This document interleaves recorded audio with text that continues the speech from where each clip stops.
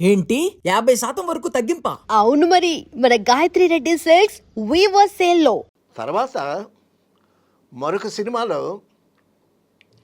ఈవిడ మేకప్ వేసుకుని వెళ్ళేసరికి జయలలిత గారు అక్కడ కూర్చుంది. ఓకే. జయలలిత సినిమాలో యాక్ట్ చేస్తుంది అప్పటికి. వెళ్ళేసరికి ఆవిడేమో ఇంగ్లీష్ నావల్ చదువుకుంటుంది జయలలిత. ఈవిడ్ని చూసి మళ్ళా తల తిప్పుకొని నవలు చదువుకుంటుంది. ఈవిడ కోపం వచ్చింది. కోపం వచ్చి డైరెక్ట్గా అడిగింది, నేను సీనియర్ని, నేను వస్తే కనీసం నన్ను చూడకుండా, నన్ను పలకరించకుండా అసలు గౌరవం అనేది లేదా, అది ఇదని ఆవిడ మీద మొక్క మీద ఎత్తిచ్చేసి మేకప్ రూమ్లోకి వెళ్ళిపోయింది. వెళ్ళిపోతే మళ్ళీ మేకప్ రూమ్లోకి వెళ్ళి ఆవిడ్ని కన్విన్స్ చేసి షూటింగ్కి తీసుకొచ్చారు. సో అటువంటి నైజం ఆవిడది. ఎవరు మనం మాట్లాడుకునేటటువంటి కళాభారతి జమున. సో అటువంటి నైజం పెద్దవాళ్ళ మీద ప్రదర్శించేసరికి వీళ్ళకి ఇబ్బంది పుట్టింది.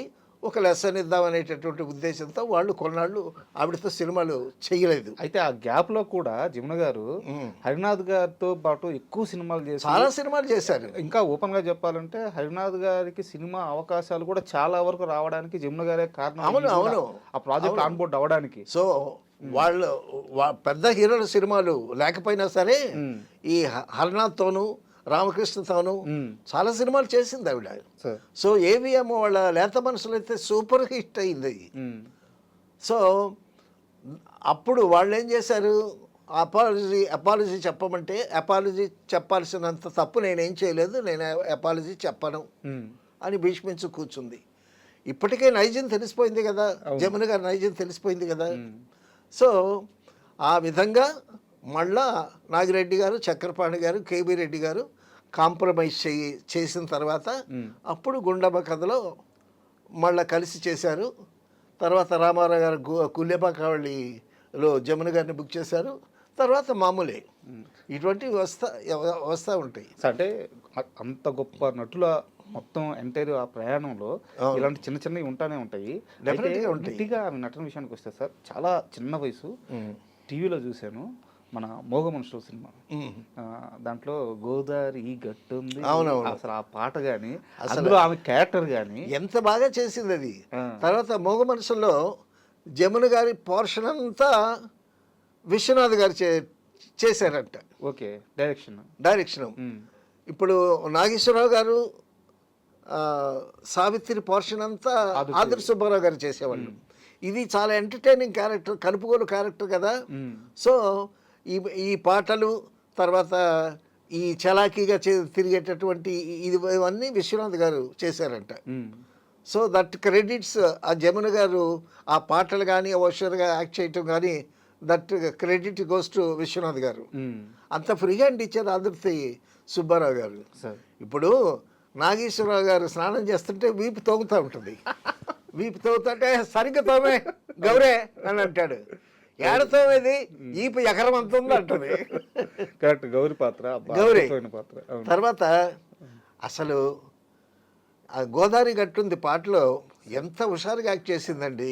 ఆ పాట కూడా ట్యూన్ కూడా చాలా హుషారుగా ఉంటుంది. గోదావరి గట్టుంది, గట్టు మీద చెట్టుంది, చెట్టు కొమ్మను పెట్టుంది, పెట్ట మనసులో ఏముంది. థాట్ చూడండి, గోదావరి గట్టుంది, గట్టు మీద చెట్టు ఉంది, చెట్టు కొమ్మను పెట్టుంది, అంతవరకు బాగానే పెట్ట మనసులో ఏముంది అక్కడ. That is poetry. తర్వాత అందులో నాగేశ్వరరావు గారు గోపి క్యారెక్టర్. నాగేశ్వరరావు గారు తన మీద ఇష్టపడటం లేదని తెలుసుకుని ఒక పాట ఉంటుందండి, మాను మాకును కాను అని. అసలు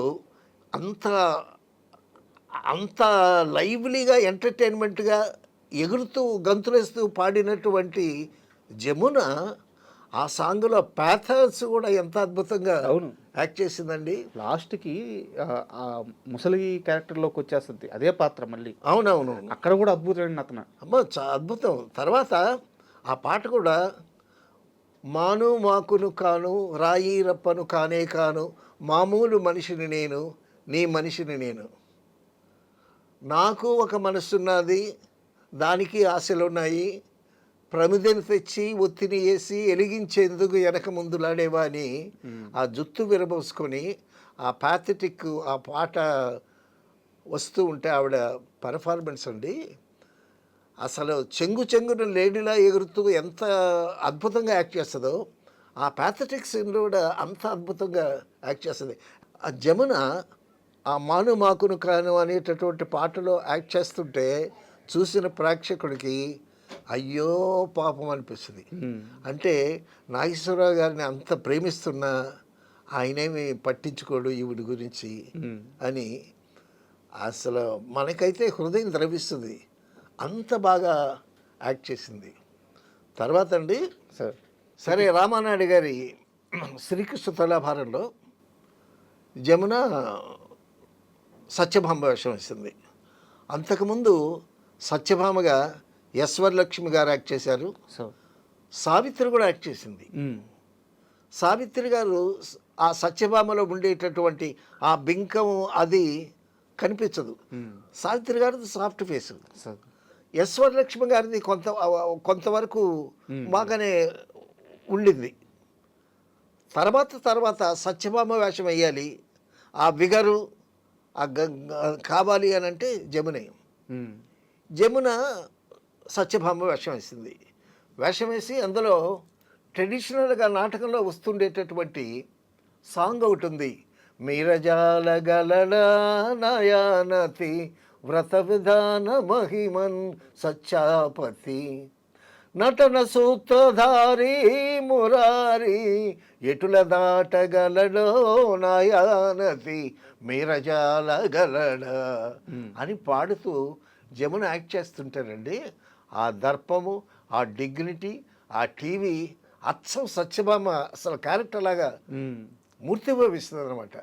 అదే చెప్పింది సత్యభామలో ఉండేటటువంటి ఆ టీవీ అది నా నైజంలో ఇంక్లూడ్ అయింది, అందుకే సత్యభామ క్యారెక్టర్ వేస్తే నేను తప్ప ఇంకెవరూ వేయలేరు అలాగా అని ఆవిడే చెప్తూ ఉంది. తర్వాత సత్యభామ మీద షూట్ చేస్తున్నారు కమలాకర్ కామేశ్వర గారు. ఆయన ఏదో ట్రాలీ వెనక్కి వెళ్ళి ట్రాలీ ముందుకెళ్ళి ఏదో చేస్తున్నారంట. ఉంటే కామేశ్వరరావు గారిని పిలిచి సార్ ఒక మాట అండి అన్నాను. అంటే ఊరికే ట్రాలీ ముందుకి వెనక్కి వెళితే ఏమి బాగుంటుందండి, నేను ఎడం కాలుతో ఇలా గీస్తుంటానండి, గీస్తుంటే ఈ కాళ్ళ మీద నుంచి ఓపెన్ చేసి టిల్ టైప్ చేసి నా ముఖానికి తీస్తే అప్పుడు మీరజాలగలడా నా యానత నేను పాడుతూ ఉంటే నేను ఎడం కాలుతో గీటు గీసినా కూడా ఆ గీట దాటడు కృష్ణుడు అనేటటువంటి ఇది వస్తుంది కదండి అని అంటే చాలా బాగుందమ్మా నువ్వు చెప్పింది అని కమలాకర్ కామేశ్వరరావు గారు అలాగే తీశారంట షాట్. పైగా ఆయన ఎవరు, ఆయన పౌరాణిక బ్రహ్మ, ఆయనకి ఇంత గొప్ప షాట్ చెప్పింది. ఎంతసేపు ఇలాగ నడుం చేయబెట్టి ఇట్ట అంటే కాదు కదండి, నేను ఎడం కాలుతో ఇలా గీటు గీస్తాను, అప్పుడు నా కాలు మీద నుంచి టిల్టప్ చేసి నా ఫేస్ రివీల్ చేసి వెనక్కి వెళితే నా ఫుల్ ఫిగర్ వస్తుంది అని ఆయనకి చెప్పింది. షాట్ మీరు చెప్తుంటేనే ఆ కంపోజింగ్ అదిరిపోతుంది. సో అంత తెలివైంది, మళ్ళా అంత తెలివైంది. ఆ విధంగా అలాగ ఎన్ని అద్భుతమైనటువంటి